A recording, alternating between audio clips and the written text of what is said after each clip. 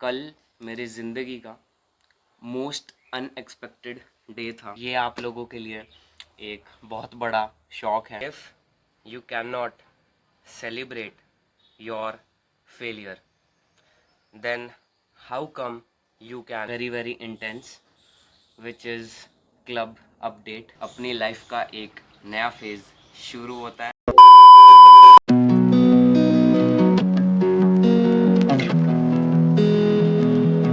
Look at all the fucks I don't give to anyone but me. You're wasting it on myself as human being. Look at all the fucks I don't give to anyone but me. You're wasting it. So hi guys, welcome back to a new conscious video and I hope आप as always mentally and physically fit हो गए। तो बिना किसी देर के आज की video शुरू करते हैं। तो आज की जो थॉट होने वाली है वो ये है कि ध्यान से सुनो। If you can not celebrate your failure then how come you can celebrate your success. अब इस थॉट का क्या मतलब है वो भी समझ लो। तो पिछले 4-5 दिन से मेरे लाइफ के अंदर बहुत छोटे छोटे से फेलियर्स आ रहे थे, जिसके अंदर मैंने अपना थॉट प्रोसेस को एक्टिवेट करा और उसके अंदर घुस के मेरे को एक चीज़ फिगर आउट करने को मिली जो आई थिंक अब मेरे लिए एक की बनने वाली है और आप ये कह सकते हो कि एक सबसे बड़ी की बनने वाली है to become a successful human being. जो मैं आप लोगों के साथ शेयर करना चाहता था वो ये है कि अगर आपको एक सक्सेसफुल ह्यूमन बीइंग बनना है तो सारे लोग आपको ये ज़रूर बताएंगे कि इस सक्सेसफुल पाथ की जर्नी के अंदर बहुत सारे फेलियर्स आने वाले हैं और इन फेलियर्स को जंप आउट करते हुए, यानी हिंदी में बोले तो इन पड़ाव को पार करते हुए ऑफ फेलियर आप एक सक्सेसफुल ह्यूमन बीइंग बनोगे। ऑफ कोर्स ये बात बिल्कुल सही है, लेकिन इससे भी एक ऊपर बात इसके अंदर छुपी हुई है कि जितने भी ये फेलियर्स आपके पाथ के अंदर आने वाले हैं, आपकी इस जर्नी के अंदर आने वाले हैं, अगर आप उनको सेलिब्रेट नहीं करोगे, ये कहना बहुत मुश्किल है, बहुत आसान भी है कि पता है क्या है, सक्सेसफुल बनना है तो अपने जितने भी फेलियर्स हैं उनको सेलिब्रेट करना शुरू करना, तभी तो सक्सेसफुल बनेगा। ऑफ कोर्स बहुत आसान और कहने की बात है और जब करने की बारी आती है तो मेरे लिए भी ये आप कह सकते हो कि एक इम्पॉसिबल सी ही चीज़ है, लेकिन वो आई एम पॉसिबल भी आजकल चल रहा है तो उसको देखते हुए बस यही बताना चाहता था कि अगर आपको एक सक्सेसफुल ह्यूमन बीइंग बनना है और आप अपने पाथ पे निकल चुके हो तो बहुत सारे फेलियर्स आने वाले हैं, लेकिन the most important thing is कि जितने भी फेलियर्स आपके लाइफ के अंदर और इस जर्नी के अंदर आने वाले हैं, हर एक फेलियर को सेलिब्रेट करना आपका एक सबसे पहला काम होना चाहिए। बिकॉज जब आप इन फेलियर्स को सेलिब्रेट करोगे तो ही जो आने वाली सक्सेसफुल लाइफ आप जीने वाले होगे तो वो आपके काम के आने वाली है, वरना वो आपके काम में बिल्कुल भी नहीं आने वाली। बिकॉज अगर इन्हीं फेलियर से आप सीखते हुए इनको सेलिब्रेट नहीं कर सकोगे तो फिर आप एक सक्सेसफुल ह्यूमन बीइंग कभी भी नहीं बन सकोगे। Look at all the fucks I don't give to anyone but me. You're wasted it on myself as human being. Look at all the fucks I don't give to anyone but me. You're wasted it on myself as human being.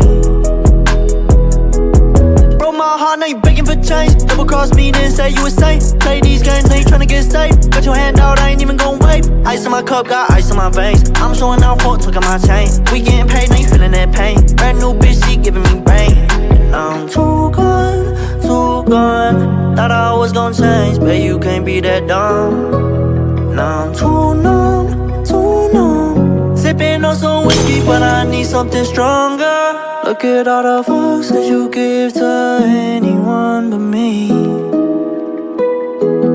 I always knew you were a selfish human being. Look at all the fucks that you give to anyone but me. I always knew you were a selfish human being. Look at all the fucks that you give to anyone but me. I always knew you were a selfish human being.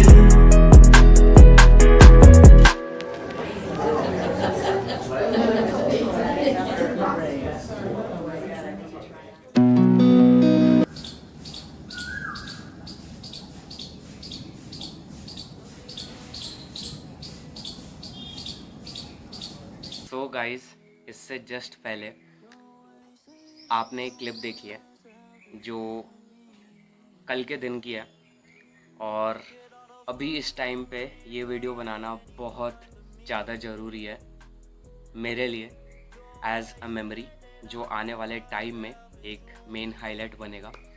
So coming straight to the point, कल मेरी ज़िंदगी का most unexpected day था, जहाँ पे 4-5 घंटे का एक फेज़ था जिसमें सारी चीज़ें ही बुरी हो रही थी, और अल्टीमेटली द कॉन्क्लूजन जो मैंने अपने थॉट प्रोसेस को घुमा फिरा के एक डिसीजन लिया, उसने ही सारी चीज़ों को जो गलत थी वो सही बनाया, और उसने ही मेरे को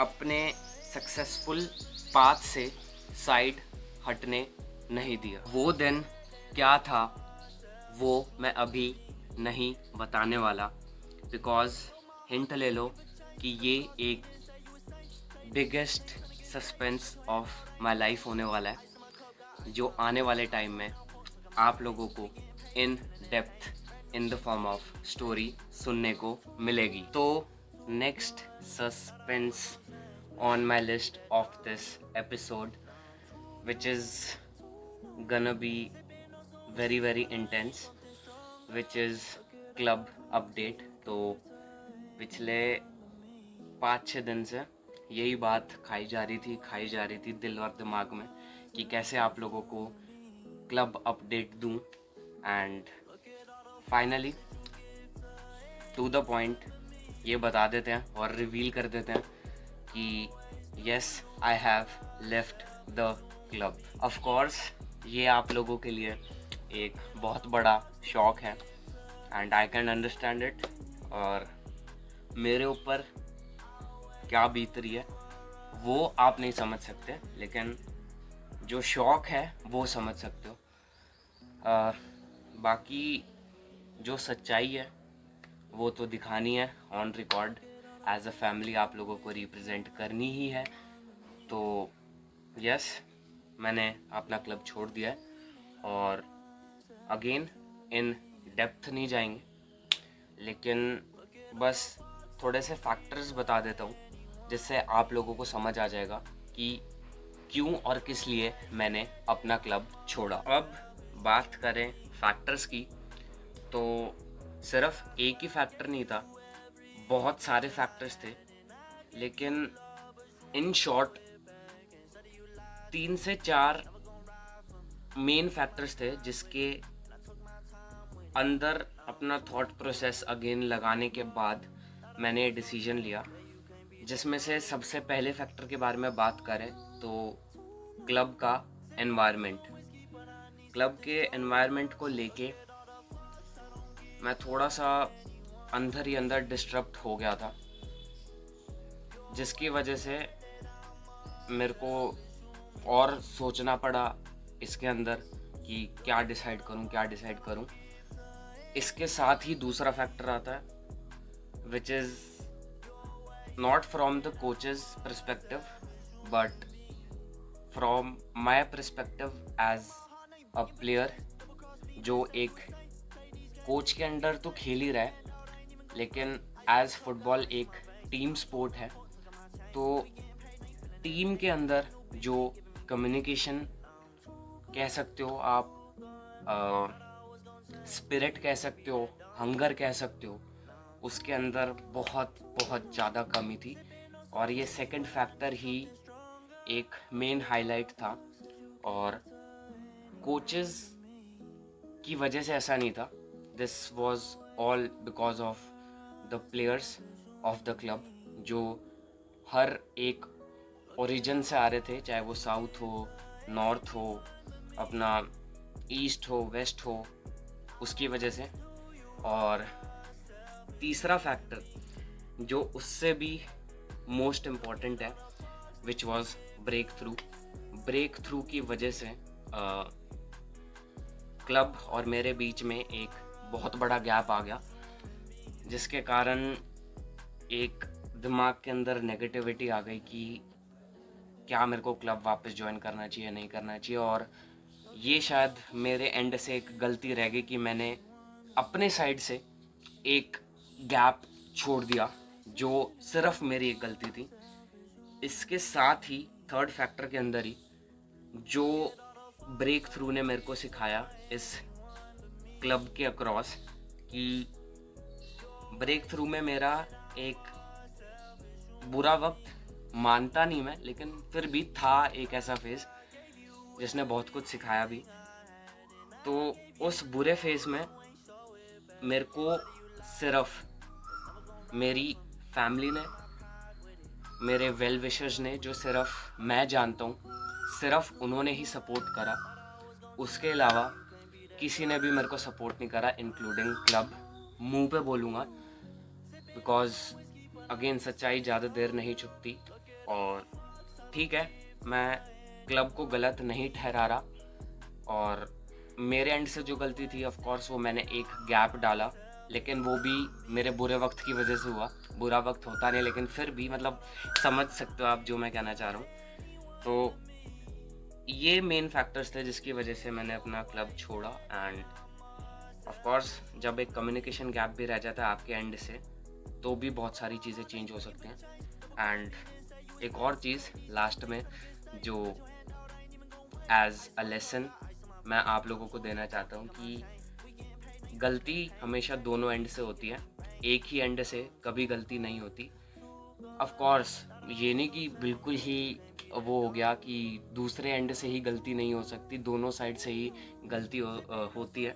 ऑफ कोर्स एक्सेप्शनल केसेस में ऐसा होता है कि सिर्फ एक ही साइड से गलती होती है, लेकिन ऐसे बहुत से भी केसेस होते हैं जहाँ पे, और मोस्ट ऑफ द केसेस होते हैं जहाँ पे दो एंड से गलतियाँ होती हैं। सो ठीक है यार, बहुत सारा थॉट प्रोसेस चल रहा है, चलता रहेगा। और विद दिस ये कहना चाहता था कि अपना एंड आ गया ऑफ द क्लब। बाकी with all due respect in my heart for the club, thanks to each and every coach, thanks to each and every individual player of the club as well as team, जिन्होंने मेरे को अपना first experience of the club दिया, जो I think आने वाले time में एक एसेंशियल की बनने वाला है to become a professional footballer and to become a better footballer. तो बस बाकी बहुत सारे इमोशंस हैं, लेकिन यहीं पे एंड आता है of my club. Lastly with this episode अपनी लाइफ का एक नया फेज़ शुरू होता है, अपनी इस जर्नी का एक नया फेज़ शुरू होता है, जहाँ पे एक हिंट के तौर पे आप लोगों को बता देते हैं कि इस वाले फेज़ में कुछ ऐसा होने वाला है जो पूरे यूनिवर्स के अंदर समा जाएगा, और मोस्ट इम्पॉर्टेंटली पूरे यूनिवर्स के अंदर गूंजेगा। सो द ओनली थिंग आपको जो करनी है, हर बार की तरह अपनी कुर्सी की पेटियों को बांध लो, and the only thing you have to do end of the day is that we stay tuned. So guys, आज के एपिसोड के लिए बस इतना ही, एंड आई होप डेफिनेटली आपको आज का एपिसोड बहुत अच्छा लगा होगा। और एंड ऑफ द एपिसोड एक ही चीज़ कहना चाहूँगा हर बार की तरह, that the biggest gift from the god is that we are still alive. I gotta find a way out of this fucking position. I stay with a gang and don't stress by no bitches. Cause I took all my pain and I put it in records. They turn up the speaker, I turn